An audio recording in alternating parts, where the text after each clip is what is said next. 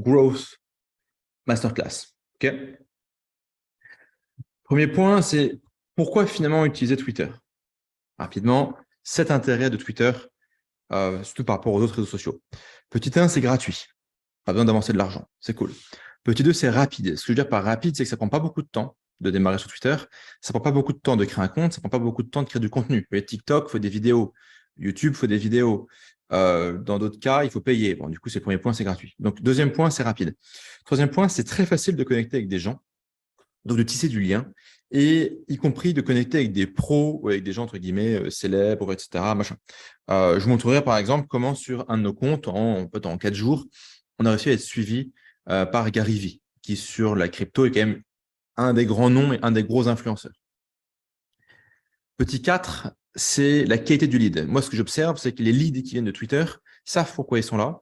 Ils sont, dans l'ensemble, plutôt intelligents et dans l'ensemble, plutôt acheteurs. C'est que quand je compare du trafic YouTube, TikTok, Instagram et Twitter, ce qui est le plus efficace pour moi, c'est Twitter. C'est vraiment là où on arrive à choper le plus de leads, de bonne qualité et du lead qui est acheteur. Parce que nous, ce qu'on veut, c'est pas juste des gens qui vont ouvrir des emails, mais des gens qui sont acheteurs.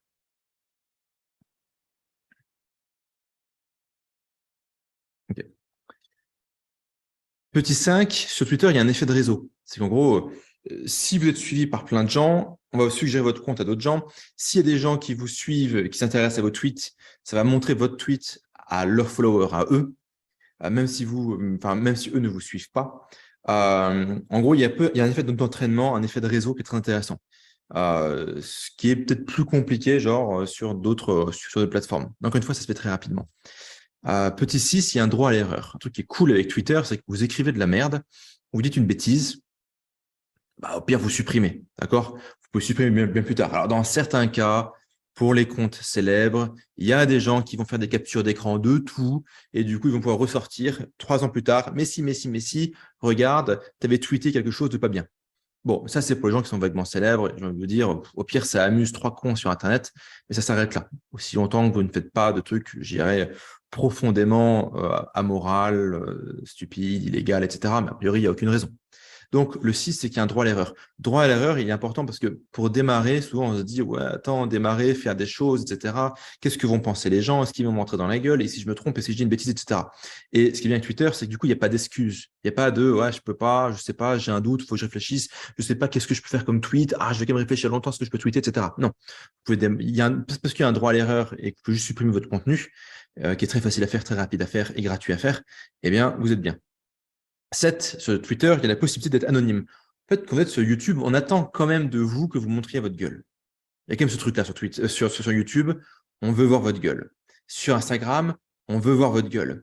Sur TikTok, on veut voir votre gueule, sauf si vous faites un compte de best-of, de motivation, etc. Ce qui marche, ceci dit, encore relativement bien sur TikTok. Sur Twitter, c'est assez OK d'être relativement anonyme. Vous avez un pseudonyme et un NFT ou une image à la con ou une image de vous un peu photomontée, modifiée, etc. Les gens sont OK avec ça. Vous pouvez exister avec un pseudonyme, vous pouvez exister avec un nom qui est un pseudo complètement débile. C'est vraiment un réseau qui est très tolérant de l'anonymat. Ce qui, pareil, permet de démarrer très rapidement parce que dès qu'on monte son visage, on se pose des questions. Attends, est-ce que du coup, la caméra, elle est bien? Est-ce que la lampe, elle est bien? Est-ce que du coup, j'ai pas l'air d'un con? Est-ce que… Il y a toutes ces questions-là, en fait, quand on monte son visage et quand on dévoile une partie de la totalité de son identité, pardon. Twitter, donc, du coup, n'a pas ce problème-là, quoi. Donc, anonymat. On récapitule les avantages de Twitter. Gratuit, rapide, facile, qualité du lead, effet de réseau, droit à l'erreur, anonyme. Très bien. Ça, c'est pour le message introductif. On rentre dans maintenant les fondations du Twitter Game. Premier point, la biographie orientée call to action. Alors, je vais ouvrir dans un instant plein de liens pour vous montrer des biographies. La biographie sur Twitter, c'est quoi? C'est votre description. Et votre description, ça inclut des liens, des lieux, du texte, des hashtags. C'est la bannière qu'il y a derrière, sur laquelle vous pouvez écrire des choses. Par exemple, follow-moi pour apprendre quelque chose, par exemple. Donc, la bannière peut être évidemment utilisée. Votre photo également. Ce qu'on veut finalement dans une biographie Twitter, et on verra plein d'exemples en 3 secondes, c'est plusieurs choses. Un, on doit savoir who. Donc en anglais, c'est qui. T'es qui? Qui t'es? Encore une fois, ça peut être un pseudonyme, il n'y a pas de souci, mais t'es qui? Après, il y a what. Tu sais faire quoi? Tu fais quoi? Tu tweets au sujet de quoi? Qu'est-ce que je vais apprendre en te suivant? Qu'est-ce que je veux obtenir en te suivant? Comment ma vie va être meilleure si je te suis, si je te lis, si je t'écoute? Ok. Pourquoi tu fais ce que tu fais? Le why. W-H-Y. Les valeurs, la raison. Pourquoi tu fais ce que tu fais? Après, des éléments de preuve sociale ou de preuve tout court. Qu'est-ce qui me prouve que, tu es legit? Qu'est-ce qui me prouve que tu es intéressant? Qu'est-ce qui me prouve que tu es quelqu'un que ça vaut le coup de suivre? C'est juste dire, moi je t'apprends, je sais pas trop quoi, bof. Est-ce qu'il y a moyen de le prouver? On verra que oui dans un instant. Enfin, il y a le call to action. C'est que dès la biographie, le gars, il faut l'amener à faire plusieurs actions. Ce qui est un peu contradictoire. En général, en marketing, on met une seule action. En marketing, il y a la règle du single call to action qui veut dire un seul et unique call to action. Donc, un call to action, c'est un appel à l'action. C'est qu'on pousse la personne à faire quelque chose. D'accord?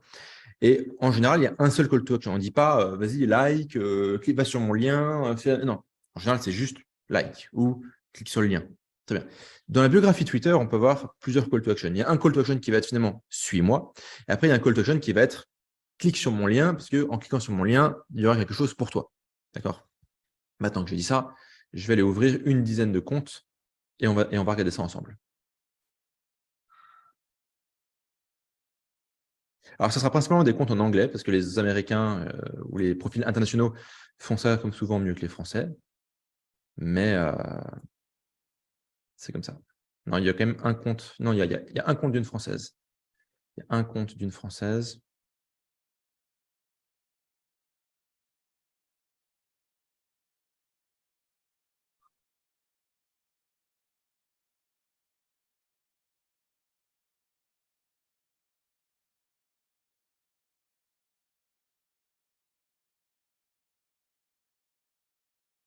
Et le petit dernier pour la route. Après,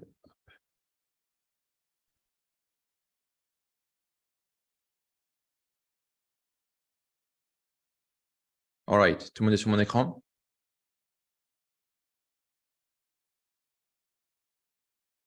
Good. Fine. Yeah. Good. Très bien. OK. Premier compte, Edgy, The DeFi Edge. Donc, il masque son identité. Très bien, il n'y a pas de souci. On voit que ça n'a pas de problème pour faire 225 000 followers. Un instant, je vais juste dire à ma compagne de dire au chien de fermer sa putain de gueule.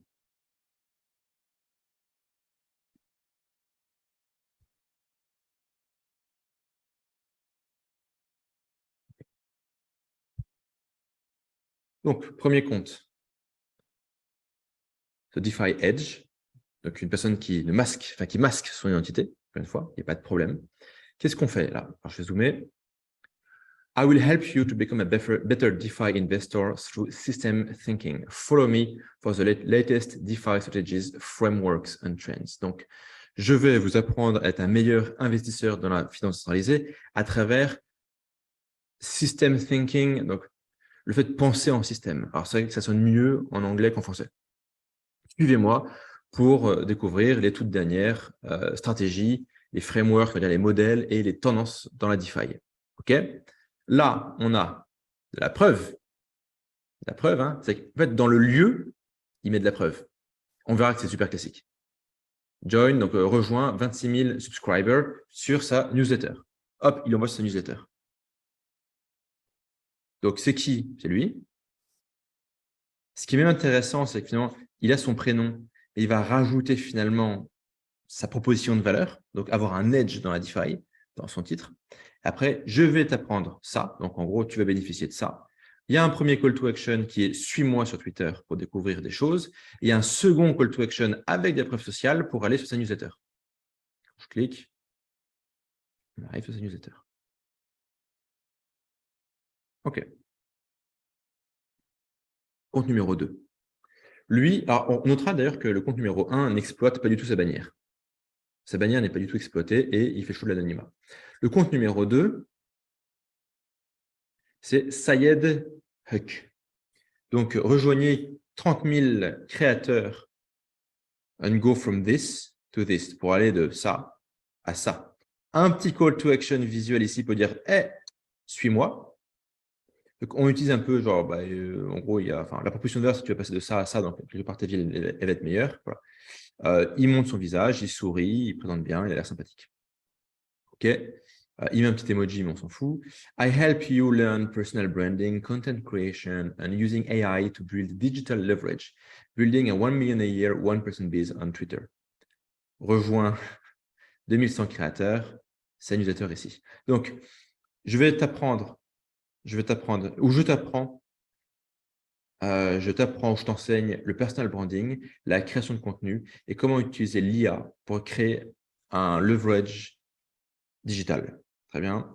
Je suis en train de fabriquer un business à 1 million par an, un business à une personne ou un solo business à 1 million d'euros, $1 million par an. Quelque part, ça, c'est aussi une preuve sociale. C'est le fait de dire je suis en train de faire 1 million, c'est vu comme de la preuve. En fait, ce qui est absurde, parce que comment faire 1 million, en théorie, tu vois, je veux dire, quand tu es à 1 euro, tu es toujours en train de faire 1 million, quoi. Mais voilà, ça fonctionne. On prend un année pour la route. Pas d'exploitation de la biographie derrière, plutôt sur une image qui semble être générée par l'IA, un visage qui semble être adapté ou généré par l'IA, Matt Mick, tweets on digital writing, psychology and lifestyle design. Donc, je tweete au sujet de ces 3 trucs. J'aide des entrepreneurs à fabriquer des marques personnelles, du personal branding puissant et profitable. Je suis un ghostwriter. Suis ou rejoins 1450 entrepreneurs à je mets mon lien. Beehive, on en parlera dans ce cours-là, enfin pas dans ce cours présent, mais dans d'autres sessions, c'est un des concurrents à Substack, c'est une des grosses plateformes pour publier une newsletter. Et voilà. C'est optimisé. C'est pas ouais, salut, j'ai écrit un truc. Vous voyez, il y a le who, le what, le how, le call to action, la preuve sociale. La preuve sociale, c'est aussi social proof en anglais. Okay. Quand vous allez écrire votre compte Twitter, il y a un back-end anti-bannissement à faire. C'est-à-dire qu'il faut mettre un email, confirmer l'email. Il faut mettre un numéro de téléphone, confirmer le numéro de téléphone. Il faut mettre une application de double authentification, genre soit par SMS, soit avec un code sur Google Authenticator App, pour vérifier les connexions, que personne puisse se connecter à votre place. Ça, en fait, c'est des petits trucs que les bots ne font pas. Okay. Quand les bots y créent des comptes, quand les trolls y créent des comptes, ils ne font pas ces actions-là. Le fait de faire ces actions-là, ça signale à Twitter que vous êtes un vrai humain, qui a une vraie intention de tweeter correctement, de suivre les règles et d'apporter de la valeur au réseau social. Donc, c'est partie des petits trucs à faire qui prennent 2 secondes qu'il faut faire. De la même manière, dans tout ce qui est un peu anti-bannissement, on en reparlera, mais il faut éviter d'acheter des followers. Okay, je vous dirais qu'est-ce qu'on fait à la place. Mais il faut éviter d'acheter des followers.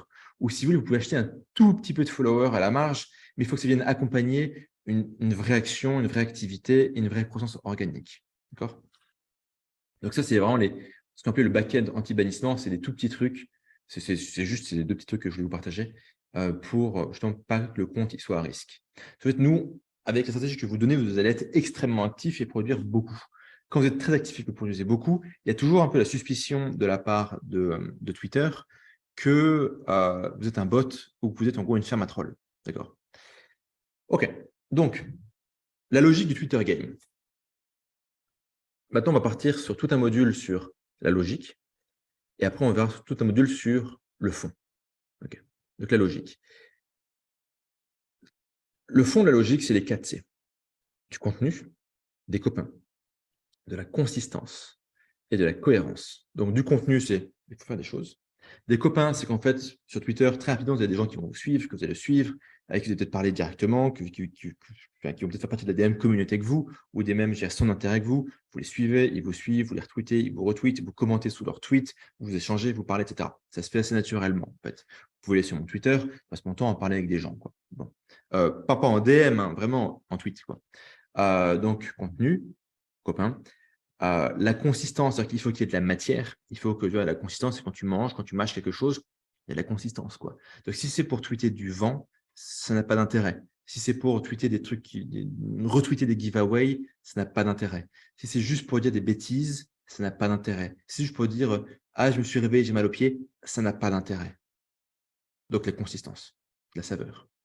J'ai mis consistance plus que saveur parce que comme ça fait 4C. Enfin, il y a de la cohérence. La cohérence, c'est si jamais vous êtes sur un sujet, sur une niche, vous restez sur ce sujet, sur cette niche. Il n'y a pas de « je parle de crypto », après je vais parler d'équitation et entre les deux, je vais partager, faire des avis sur des films que je suis ou que je regarde, quoi.